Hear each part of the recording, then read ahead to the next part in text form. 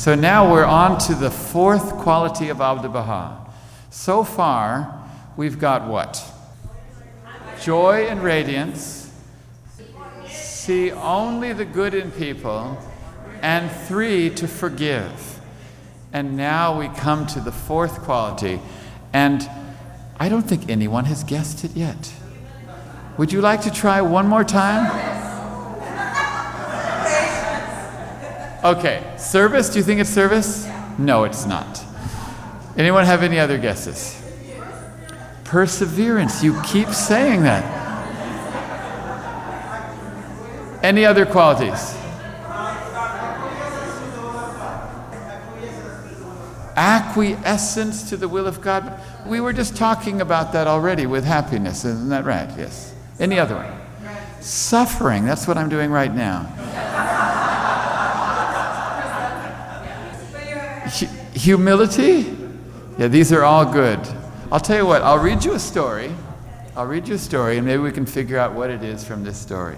This comes from a pilgrim who visited Abdu'l-Baha in 1909 before his travels. Her name was May Woodcock, and she came to the Holy Land in 1909, and she was fortunate enough to witness some of the most momentous events in the history of the faith, because that was the time in which Abdu'l-Baha interred the remains of the Bab. And so it was a wonderful pilgrimage in 1909, and it coincided with the establishment of the House of Worship Committee being set up in 1909. But she said that the thing that struck her the most when they got to Akka on pilgrimage is that they found Abdu'l-Baha was under tremendous burdens. She said, Abdu'l-Baha's stupendous burden had not been realized by us until our visit. And so she asked him, how could we lighten his burden? And he said, there is one way that you can lighten my burden. And he said, if you do this, you can lighten my burden. What do you think that way was? Teach the faith? Teach the cause? What else do you think? Obedience? Love the friends? He said this. He said, the only way that we could lighten his burden was by being in perfect unity amongst ourselves. To be in unity. This was the only thing we could do to lighten Abdu'l-Baha's burden. And so she went back to the United States in 1909, and in 1910, Abdu'l-Baha finally became free, and he traveled to Egypt. And when Abdu'l-Baha traveled to Egypt, first time in his life he was able to travel and not be an exile or a prisoner, the Baha'is in America got very excited because they realized that if Abdu'l-Baha could come out of Palestine, well, maybe he could come to the United States. So they got together and they sent a letter to Abdu'l-Baha inviting him to the United States. And what they did was they agreed that one local assembly, the local assembly of Chicago, would write this letter to Abdu'l-Baha inviting him to come. And in December of 1910, Abdu'l-Baha wrote a response back to that letter. And I want to read that to you. He says, to the members of the assemblies of the Baha'is in America, to the beloved ones and maidservants of the merciful, He is God. O ye dear friends and maidservants of God, your epistle was received. You have expressed joy and happiness because of the trip of Abdu'l-Baha from the center of prison, Akka, to the land of divine Joseph, Egypt. There are divine wisdoms in this journey. I am hopeful that it will be productive of results. Now, praise be to God, some time has passed with the utmost of spirit and fragrance in this country, and we are occupied with the service of the cause of God and the servitude to the holy threshold. When the service, which is our present purpose, is realized for the kingdom of God, perhaps we shall journey to other parts. This seems like a rather strange answer. The Americans write to him and they invite him to come to America. And he says, well, I'm in Egypt right now, and when my work is finished, perhaps I'll go. So that's not a very nice response, perhaps. And he goes on to say this. He says, if the beloved of God in all America strive for unity and harmony, attain perfect love and accord, and act according to the divine teachings and the precepts of the blessed perfection, this will prove a magnet, attracting Abdu'l-Baha, so that perchance he may journey to America. But until the light of oneness, unity, and love shine forth from the lamp of America, and the beloved act in accordance with the divine teachings and precepts of the blessed perfection, and all the believers in America become united and harmonious, my coming to America will be hindered, nay, impossible. And this must have been shocking to the Baha'is. They wrote him and said, please come. He said, maybe I'll come. If you're united, I may come. If you're disunited, it's impossible for me to come. And I would have thought, well, hold on. If we're disunited, he would come quicker to unite us. And so then he goes on and says, therefore, strive ye that ye may become the embodied teachings of the blessed perfection, confirmed in the divine precepts, resurrected in holiness and purity, severance, humility, and meekness, set aglow with the fire of divine love, and loosen your tongues with the praises and commendations of the heavenly kingdom. Thus may the great attainment be realized. Upon you be Baha'u'llah el-Abha, signed Abdu'l-Baha Abbas. And I was thinking, what would it have been like to receive that letter? That we invited him and he said, well, maybe I'm coming, maybe I'm not. Let me know when you're united.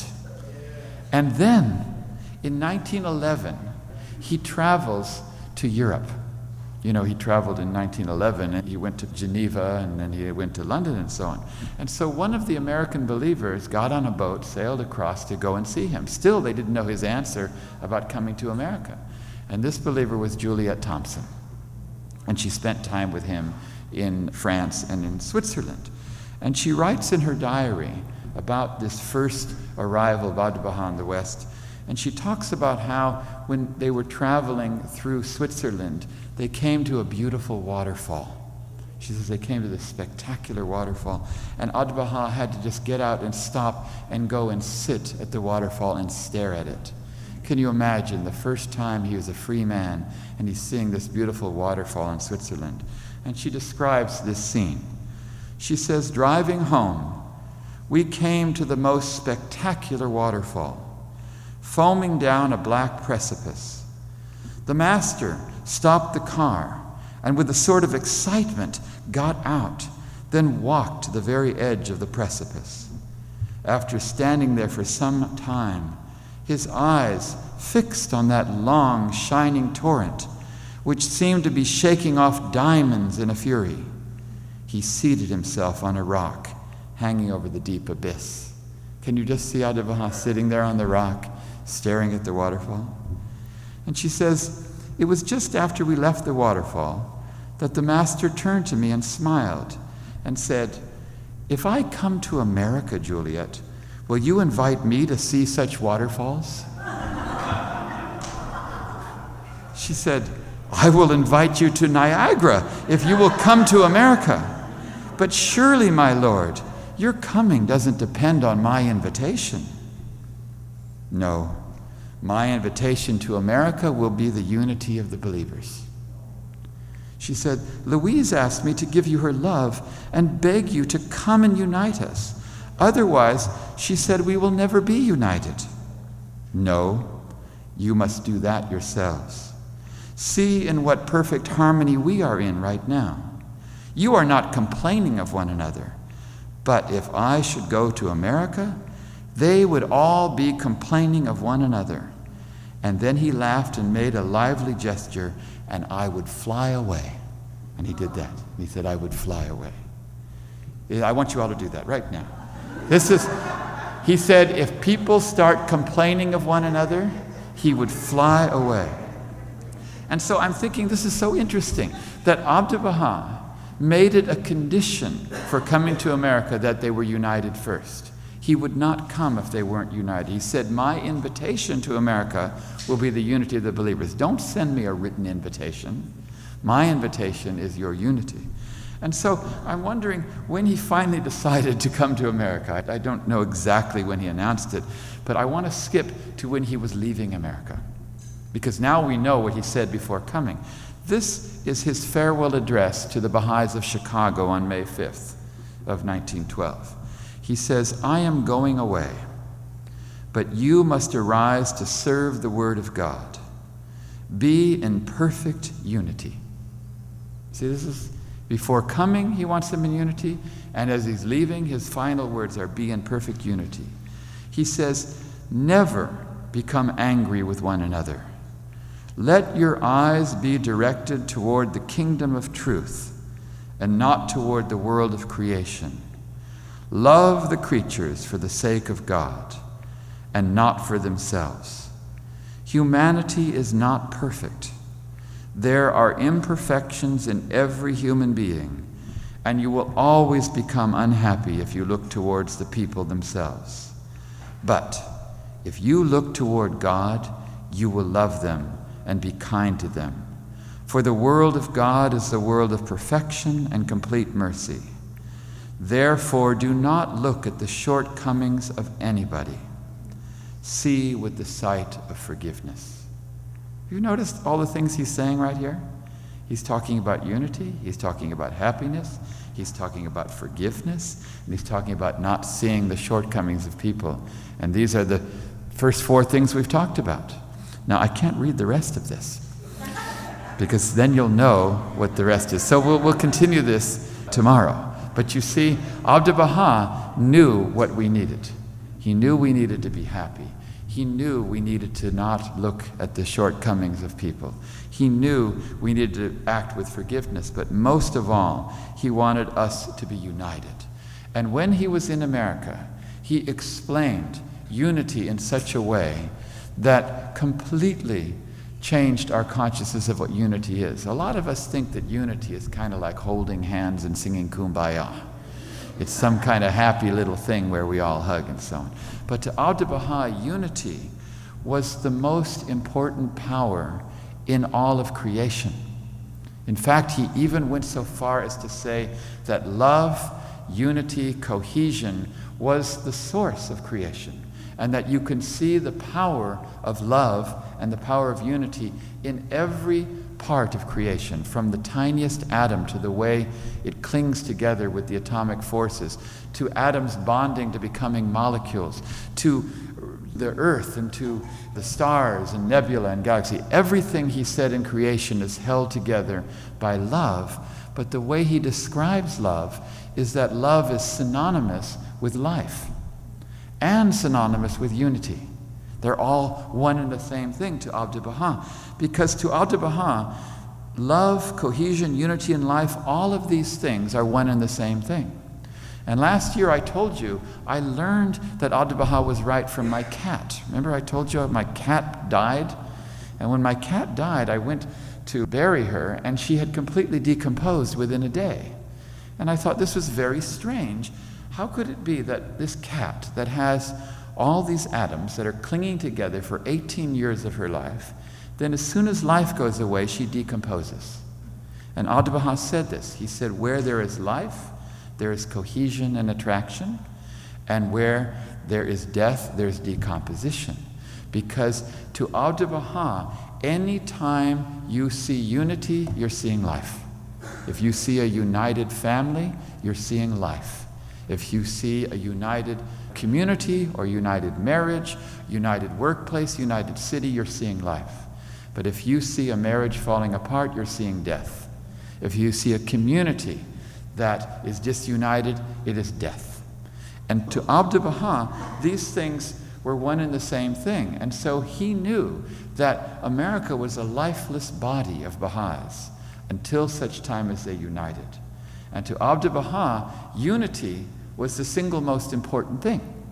It was the most important thing. If a baby is dying on the operating table, the first thing you do is keep it alive. Because you don't care about what clothes it's wearing or anything else, because this takes priority. And to Abdu'l-Baha, unity took priority. Now we know in the physical world that unity has strange powers. The scientists know this, whether we know this in chemistry, we know this in physics, we know this in biology, molecular biology, and so on. For example, I told you a story a few years ago here at this school about how humans first discovered metals. You know, metals are often compared to humans. Baha'u'llah often refers to us as metals because metals have certain qualities like humans. They can be shaped into any shape and various other qualities.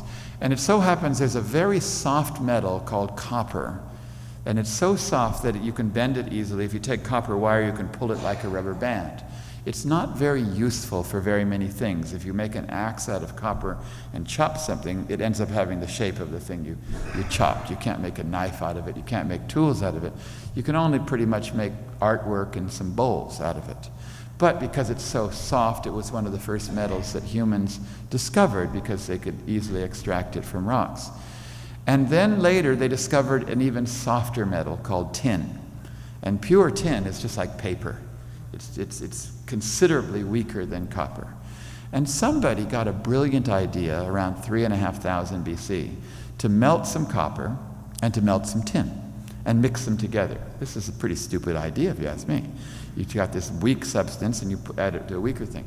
And it created something called bronze, which is many times stronger than copper. And this makes no sense. How can you take a weak metal, combine it and unite it with something that's weaker, and it creates something that's stronger than both of them? But this is a principle that science knows is the power of unity and diversity. We know it now as metallic bonding, as a very special bond, and we actually know the reasons for it. But it so happens that unity and diversity, creating strength, even exists in the physical world.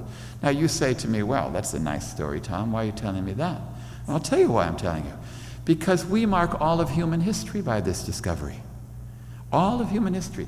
In fact, we mark prehistory of human beings into 3 ages: the Stone Age, the Bronze Age, and then the Iron Age.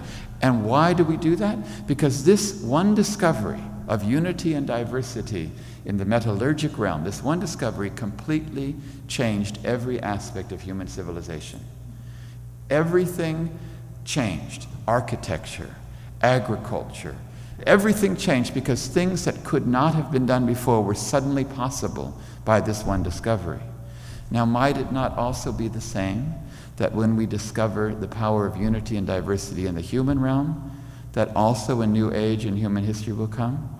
That things that were not possible before will suddenly become possible because we realize that there is strength in diversity that the physical world teaches us.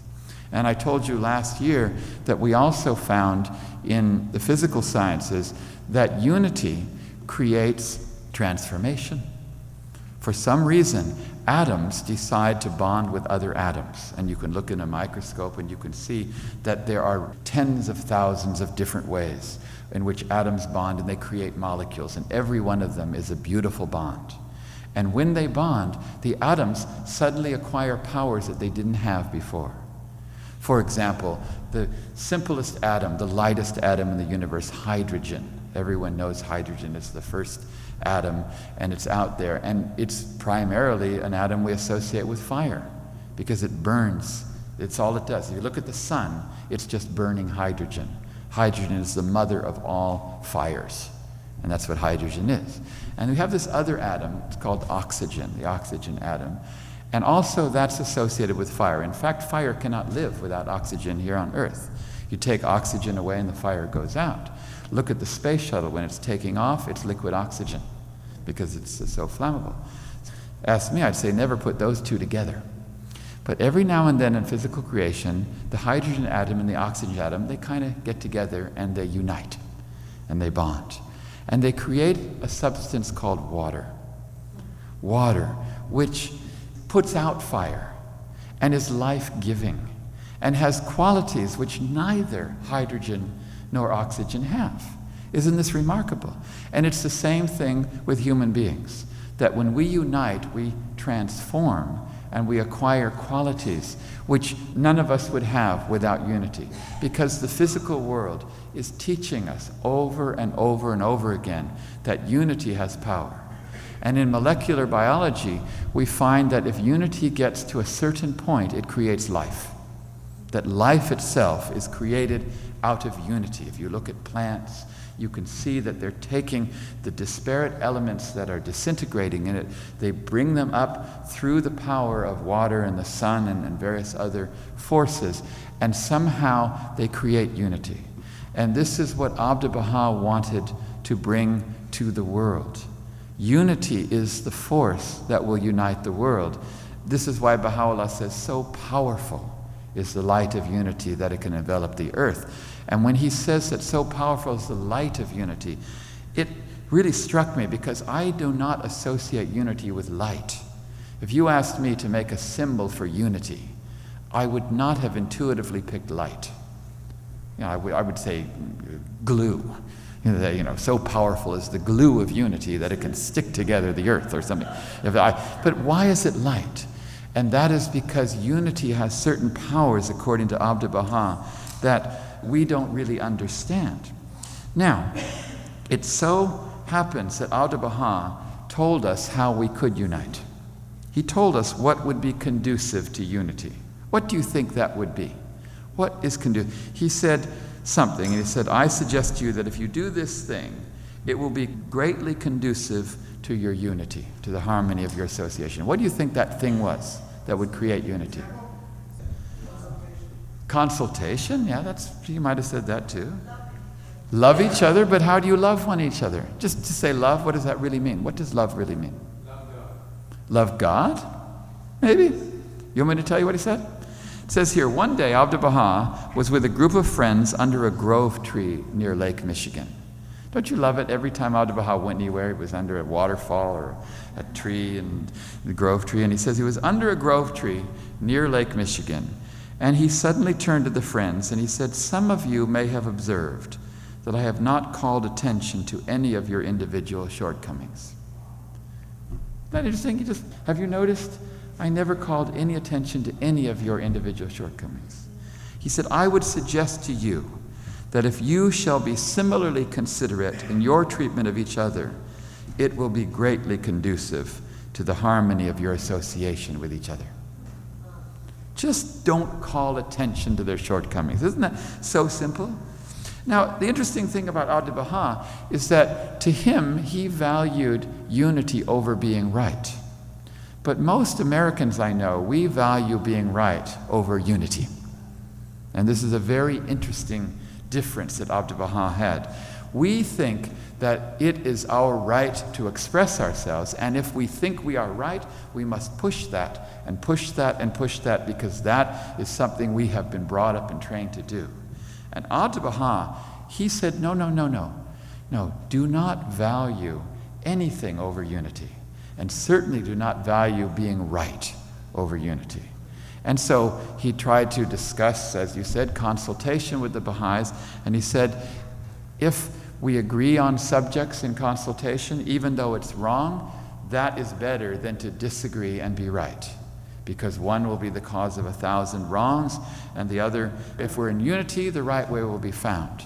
And he emphasized this over and over again, that we should not value being right over unity. Unity has the highest place in Abdu'l-Baha's hierarchy of importance. It's the highest thing. It's more important than anything else. He told a story to the American Baha'is about some Persian believers in the time of Baha'u'llah who were arguing and disputing over the station of the Blessed Beauty.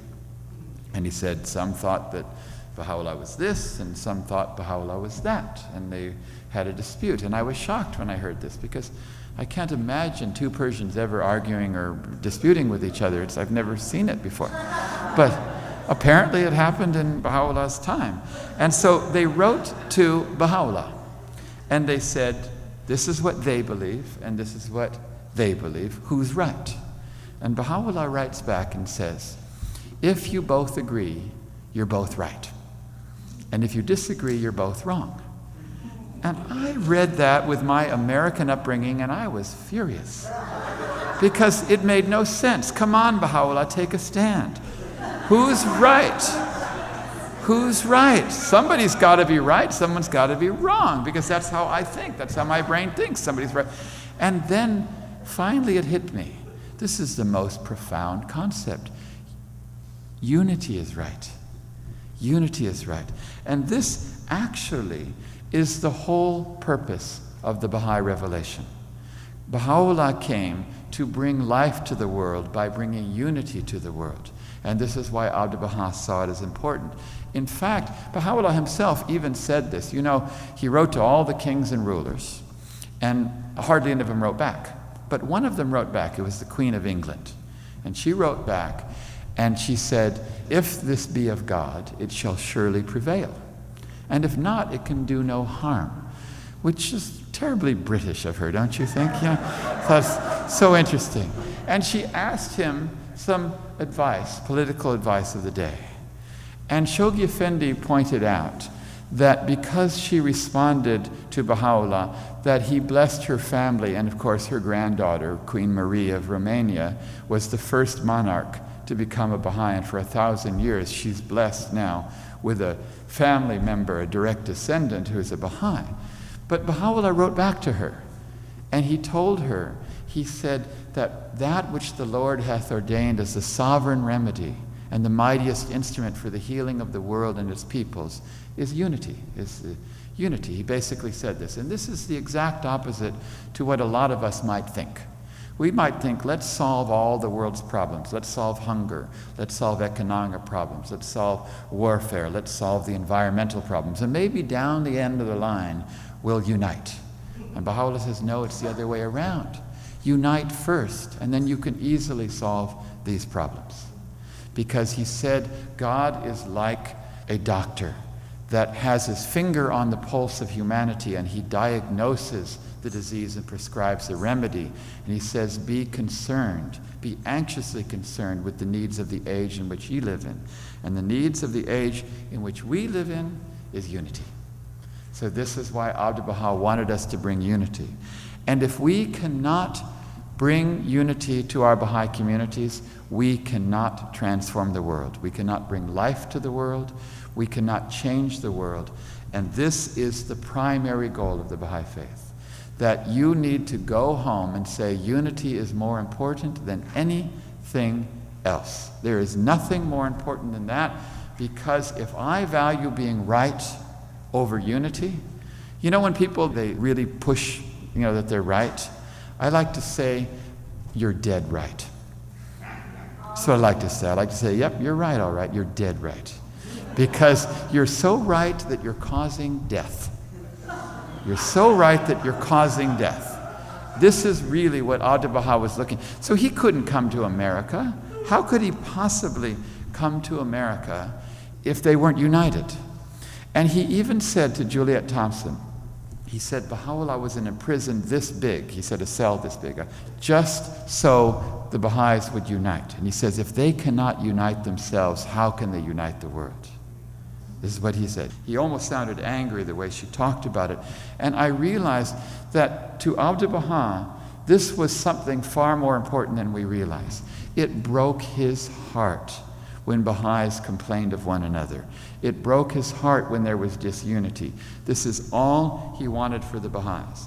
And now, as I see what the House of Justice is talking about, what we're trying to do in the 5-year plan, if you read it very carefully, you realize that they're trying to get us to create life itself in the world. To create life by creating unity amongst ourselves. Because if you look at physical life, you'll find that it attracts. It attracts. What is soil? Soil is just dead, decomposed, former life that's decomposing. And what are plants? They're alive. And plants attract the soil. They attract the minerals. And so also will our unity attract all of the elements of society that are decomposing. This is the solution to the world's problems. And so we need to find a way to have absolute love and affection between assemblies and individuals. We need to have love and affection between individuals and assemblies and communities. This is the work that Abdu'l-Baha wanted.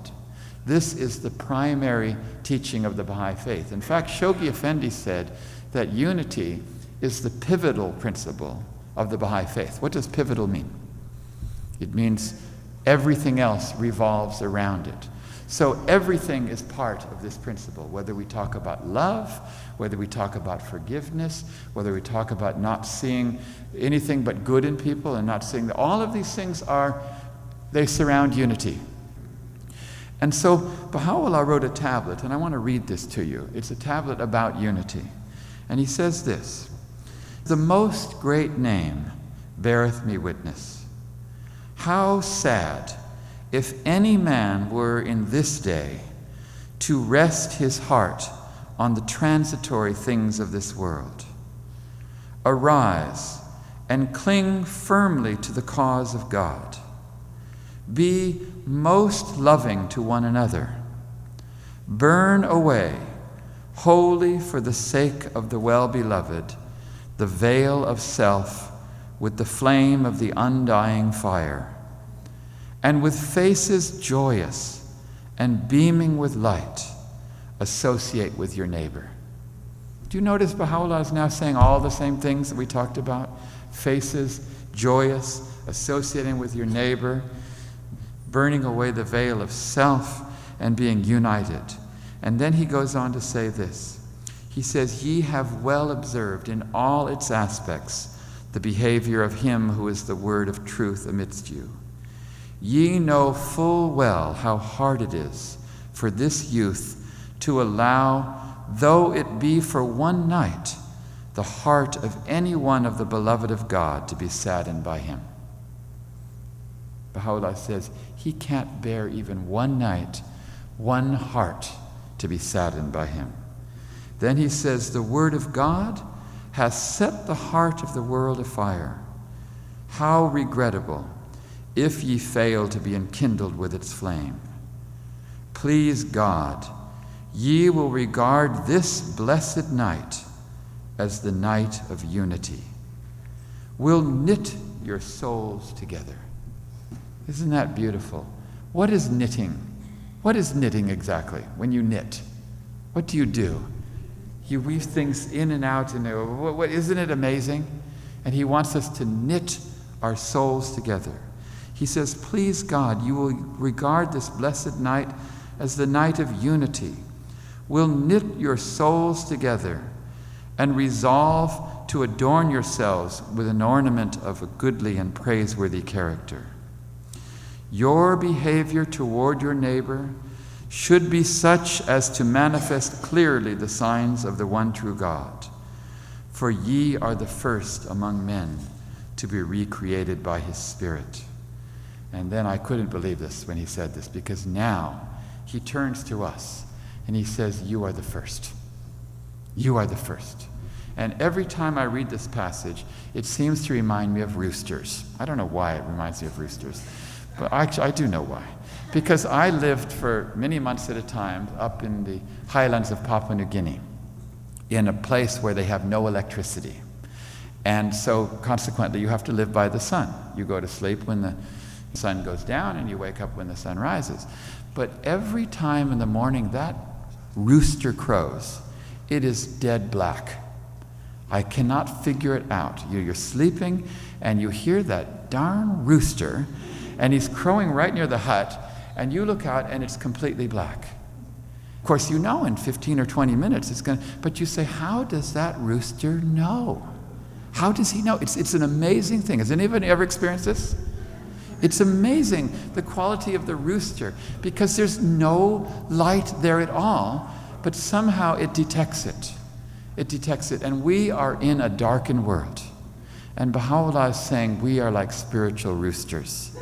That we, somehow in this darkened world, when everybody else can't see it, we do this. And what does a rooster do? He crows. And he tells everybody, and he wakes the world up because he's ahead. He's ahead. Dawn is an interesting time because the world is completely dark.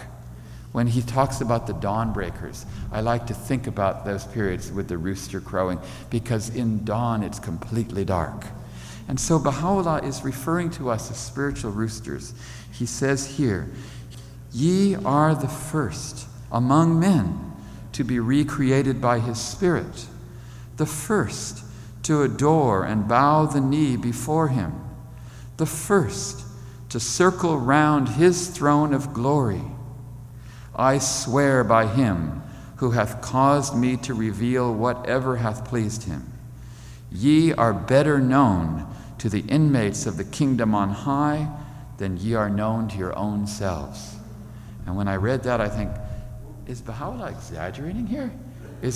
I'm known better to the kingdom on high than I know myself? And then Baha'u'llah answers my question. He says, think ye these words to be vain and empty? He says, would that ye had the power to perceive the things your Lord, the all-merciful, doth see, things that attest the excellence of your rank, that bear witness to the greatness of your worth, that proclaim the sublimity of your station. God grant that your desires and unmortified passions may not hinder you from that which hath been ordained for you. And so Baha'u'llah is calling upon us to realize our special destiny, the destiny that he has raised us up and led us unto him. Do not think for a moment that you're a Baha'i because of your own doings, because Baha'u'llah himself has said that the definition of grace is that he himself has raised you up and led you unto him. It says that in the long obligatory, thy grace hath raised me up and led me unto thee. Who otherwise am I, that I should dare to stand at the gate of the city of thy nearness? In the long healing prayer, he says his mercy is that he lays a table out before us. He says, by thy mercy, whereby thou didst invite all created things under the table of thy bounties and bestowals. That's his mercy, that he invites us to his table. But then he says, by thy grace, whereby thou didst respond in thine own self with thy word, yea, on behalf of all in heaven and earth. In other words, God lays out the table and then says, on your behalf, I accept. That's what he says. By his grace, he accepts. So those who have been able to eat from this table are doing so because God has chosen you. He's chosen you and made you the first. And what he wants you to do is to knit your souls together, he says. To knit your souls together, just like that. Everyone, let's knit right now. Just look at the Baha'is. Take and just knit your souls together. And he says to regard this night, this blessed night, as the night of unity. Because this is why he came, to create life. And so Abdu'l-Baha had to value unity over everything else. This is the pivotal principle of the Baha'i faith. This is the whole purpose why God has come. And so I guess the Baha'is were united enough for him to come. But as he left, he also told them to be united, to forgive one another, to never see the faults or shortcomings of each other, and to do two other things. And to do two other things which we're going to talk about in the next 2 days. But how many of you feel that Abdu'l-Baha's priority on unity may be a little higher than what some of us have been raised to believe? How many of you feel that perhaps unity has a higher goal? I remember someone telling me that Mr. Firitan, who was also such a gentle soul, whenever someone said something that he disagreed with, he would smile and look down and he would say, he says, you know, my friendship and love for you is worth much more than my disagreement with you. And so he wouldn't even disagree. Because to him, what does it matter? First of all, how do you know that your opinion is right anyway? You know, we can be wrong. People are often wrong. Yeah, I've been wrong once or twice. Okay. So why should we be so attached to our own ideas when unity is far, far more important? It's way up there, and our ideas, what does it really matter? So this is the fourth quality that we have of Abdu'l-Baha, the quality of valuing unity higher than anything else. When you go back to your communities right now, I want you to value the unifiers, the uniters and the unifiers. We may go to Baha'i meetings and we may think such and such a person is important. Maybe they're giving the talk, or maybe they're on the committee or the assembly or some important person.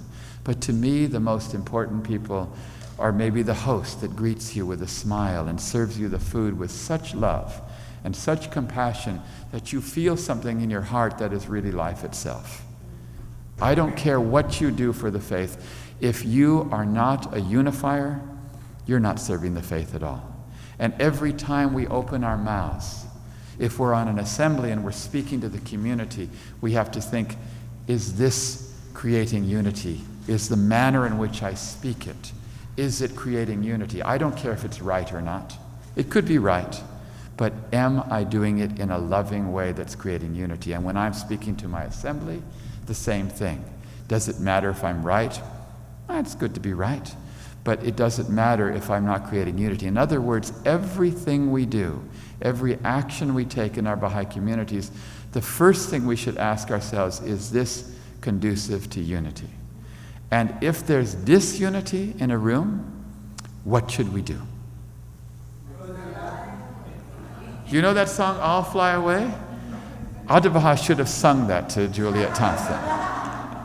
He should have sung that to Juliet Thompson, because this is the work for us. We have been called upon to unite the world.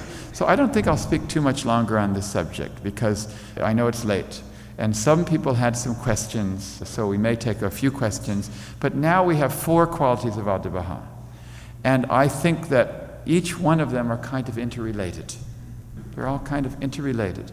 They are happiness, joy and radiance at all times and under all conditions. They are seeing only the good in people and knowing that when we see the good in a person, we're seeing God. And they are being forgiving of all people at all times. And now they are the valuing of unity over and above every other thing. Those 4 qualities I had to pick as the first 4. Would you agree?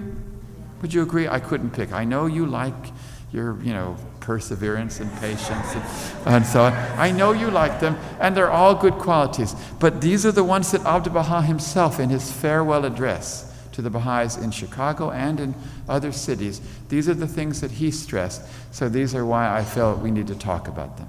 So unity then is the 4th quality. Tomorrow we're going to talk about a great one. In my opinion, it's the best. But of course, they're all the best. Okay, it's like, who's your favorite child? In my case it happens to be, but I'll tell you later. Okay. But tomorrow I'm really excited, because we're going to talk about the 5th quality, and then on Monday we'll talk about the 6th one. So we have a little bit of time, maybe just 5 or 10 minutes. So if anybody wants to make a comment on unity or this afternoon forgiveness, you can make a comment now or a question, and we'll break in about 10 minutes. Earlier, somebody asked you, when we were having dinner, what about forgiveness of self? What about forgiveness of self? Well, yes, we need to be forgiving of ourselves. In other words, we shouldn't be so hard on ourselves. And really, that's what the House of Justice was getting at in that letter. Abdu'l-Baha says that when you have done something wrong yesterday and now you're not good today. Remember we talked about this, that every day you compare yourself to yesterday, Abdu'l-Baha says. And he said that if you did well today, then thank God and ask him and pray to him for an increase of that quality. So let's say that you were quite unifying today. You say, thank you, God, you helped me be unified. Or you smiled at your neighbor today. Thank you, God, I smiled. Now can you help me to smile a little more tomorrow, be a little more? But he says, what if you did the wrong thing? And he says, then ask God for forgiveness. Ask God for forgiveness. Because sometimes you do mess up. Sometimes you don't do so well. But remember, when you mess up, don't let it get you down, because it's just going to make tomorrow easy, because it makes today very easy to beat. You see? So it's not so bad. And God is the ever-forgiving. We talk about the ocean of God's forgiveness. An ocean is pretty big. So yes, absolutely. But the path to forgiveness is to turn to God and ask him for forgiveness. Not just, I did that wrong, I forgive myself. No, rather, I did that wrong, God, please forgive me. Yes?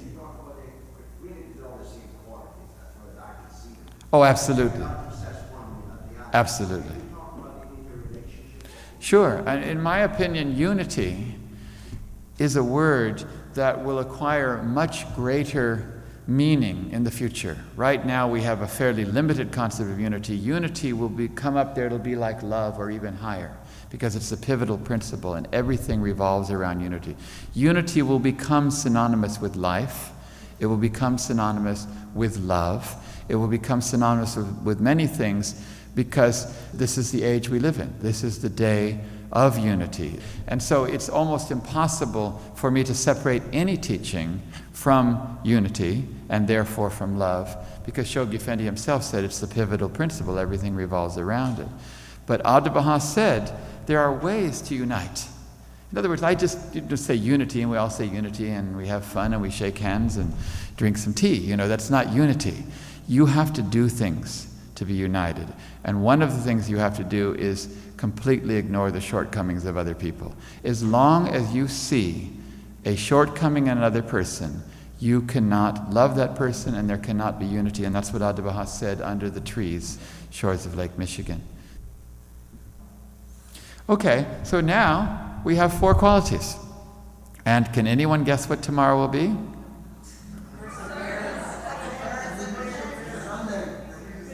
Perseverance. There's only 2 more. I'll tell you what. Tomorrow is the most complex one. So it may take all of tomorrow morning and even tomorrow afternoon just to discuss the 4th one, or the 5th one. It's going to be the most complex, but it's going to be a lot of fun. And so I want you to sleep tonight and think, what is it going to be? What is it going to be? The 5th quality. So thank you all very much, and see you tomorrow morning.